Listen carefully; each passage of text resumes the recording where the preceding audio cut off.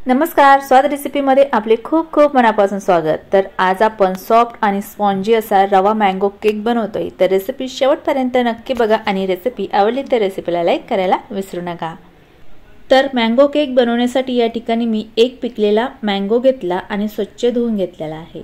तर आता हा मँगो चाकूने कट करून घ्यायचा आणि कट केलेल्या मँगोची फोड आपल्याला चाकूने या पद्धतीने कट करायची आणि त्यानंतर या मँगोचा सर्व पल्प आपल्याला चाकूने या पद्धतीने काढून घ्यायचा आहे। तर या ठिकाणी संपूर्ण मँगो मी कट करून घेतला आणि चाकूच्या मदतीने सर्व मँगोचा पल्प आहे तो या ठिकाणी आता काढून घेतला। आता हा पल्प थोड्या वेळासाठी बाजूला ठेवून देऊ। त्यानंतर इथे मी मिक्सरचं भांडं घेतलं आणि भांड्यामध्ये टाकण्यासाठी इथे मी 1 वाटीभर बारीक रवा घेतलेला आहे। तुम्ही या ठिकाणी जाड रवा सुद्धा वापरू शकता। तर आता घेतलेला रवा मिक्सरच्या भांड्यामध्ये टाकून घ्यायचा आहे आणि त्यानंतर यामध्ये आपल्याला अर्धी वाटी साखर सुद्धा टाकून घ्यायची। साखर आणि रवा आता छान ग्राइंड करून घ्यायचा आहे।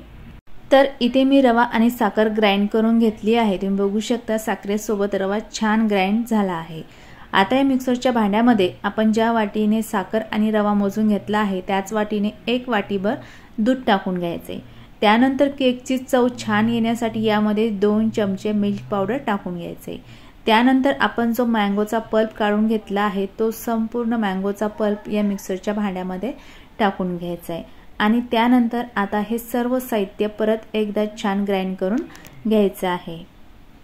तर इथे मी सर्व साहित्य आता ग्राइंड करून घेतले। तुम्ही बघू शकता मँगोचा पल्प मिश्रणामध्ये छान ग्राइंड झाला आहे आणि केकचं मिश्रण बघू शकता एकदम मस्त या ठिकाणी तयार झालेलं आहे।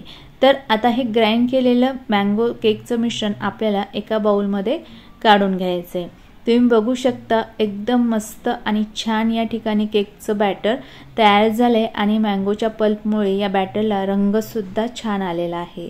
तर आता हे तयार केलेले बॅटर आपल्याला 5 मिनिटांसाठी झाकून ठेवायचं आहे।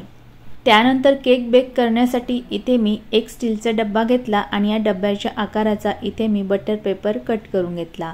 कट केलेला बटर पेपर डब्यामध्ये टाकून घ्यायचा आणि यामध्ये थोडंसं तेल टाकायचं। बटर पेपरला आणि डब्याला सगळ्या बाजूने व्यवस्थित हे तेल लावून घ्यायचं म्हणजे केक बेक झाल्यानंतर आपला केक डब्याला चिटकणार नाही। तर आता तयार झालेला हा डब्बा बाजूला ठेवून द्यायचा आहे।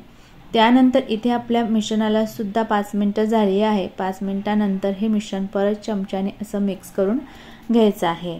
त्यानंतर या मिश्रणामध्ये टाकण्यासाठी इथे मी 3 चमचे वितळलेले साजूक तूप घेतलंय।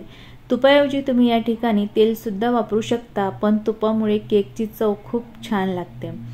त्यानंतर या मिश्रणामध्ये अर्धा चमचा बेकिंग पावडर, अर्धा चमचा बेकिंग सोडा आणि चिमूटभर यामध्ये मीठ घालून घ्यायचे।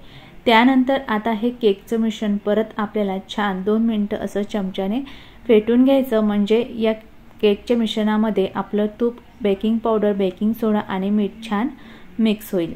तर इथे मी मिश्रण 2 मिनिटं चमच्याने फेटून घेतलं। तुम्ही बघू शकता आता हे बॅटर केक बनवण्यासाठी तयार झालं। तयार झालेलं बॅटर आता केकच्या डब्यामध्ये आपल्याला सर्व ओतून घ्यायचं आहे।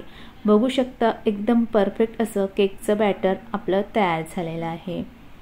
संपूर्ण मिश्रण डब्यामध्ये काढून झाल्यानंतर हा डब्बा आपल्याला 4 ते 5 वेळेस टॅप करायचा आणि त्यानंतर या केकच्या वरती थोडेसे कट केलेले ड्रायफ्रुट्स टाकून घ्यायचे।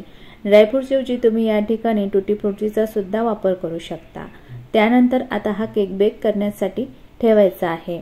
केक बेक करण्यासाठी या ठिकाणी मी कढई 10 मिनिटं प्रीहीट करून घेतलेली आहे।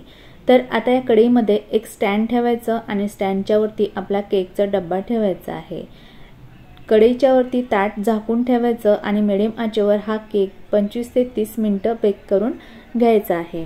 25 मिनिटांनंतर कढईवरचं झाकण काढून घ्यायचे आणि बघू शकता मस्त केक फुललाय।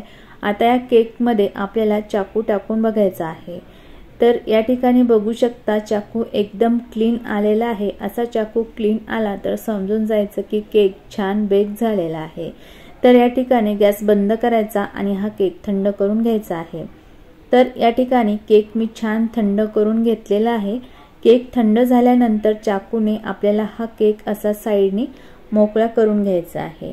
त्यानंतर या केकच्या डब्यावरती एक प्लेट ठेवायची आणि प्लेटमध्ये हा डब्बा असा उलटा करून घ्यायचा आहे। त्यानंतर या डब्याच्या वरती थोडंसं हाताने टॅप करायचे।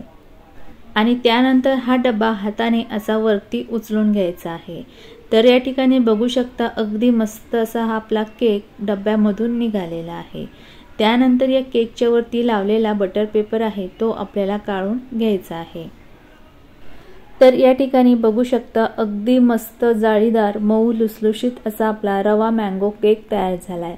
बघू शकता या ठिकाणी या केकला किती मस्त अशी जाळी पडलेली आहे आणि हा केक सॉफ्ट आणि स्पंजी सुद्धा या ठिकाणी झालेला आहे।